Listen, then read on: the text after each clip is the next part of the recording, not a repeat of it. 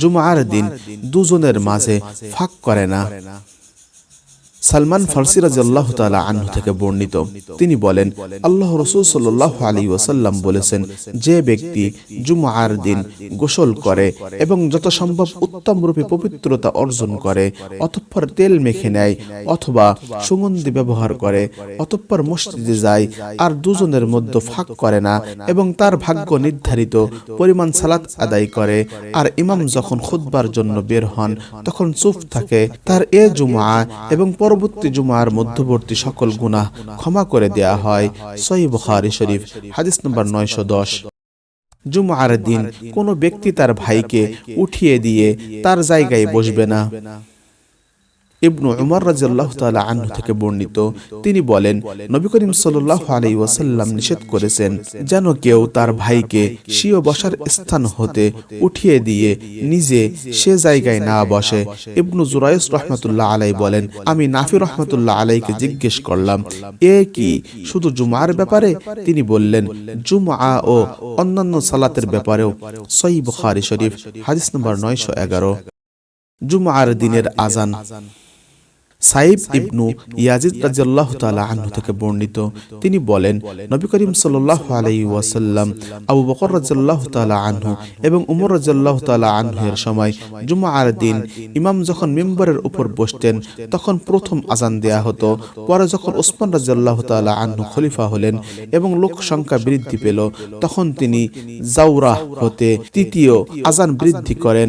আবু আব্দুল্লাহ ইমাম বুখারী রাহমাতুল্লাহ আলাইহি বলেন, জাওরাহ হলো মদিনার অদূরে বাজারের একটি স্থান। সহিহ বুখারী শরীফ, হাদিস নম্বর 912।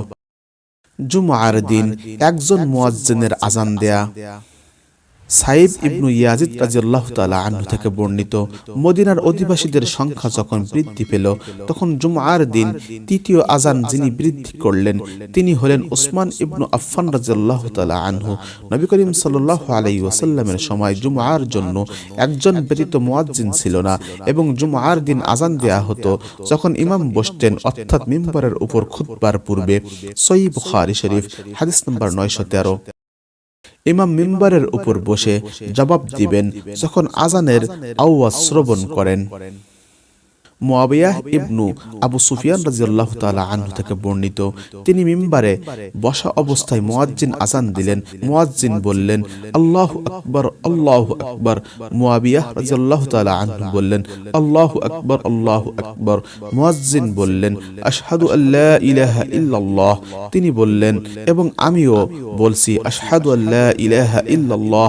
মুয়াজ্জিন বললেন, আশহাদু আন্না মুহাম্মাদুর রাসূলুল্লাহ। তখন মুয়াবিয়া বললেন, এবং আমিও বললাম।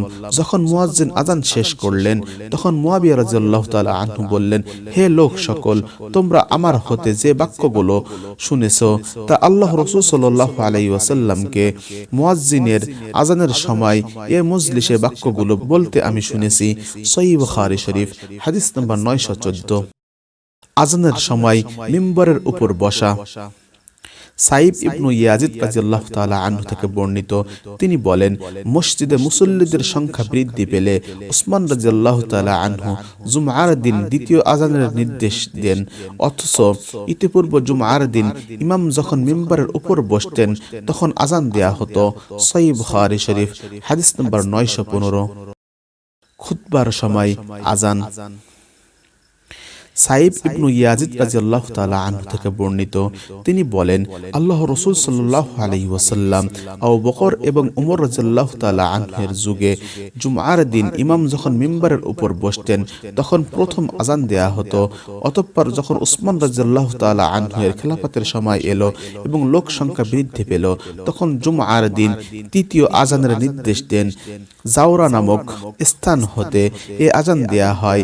পরে এ আযানের সিলসিলা চলতে থাকে। সহিহ বুখারী শরীফ, হাদিস নম্বর 916।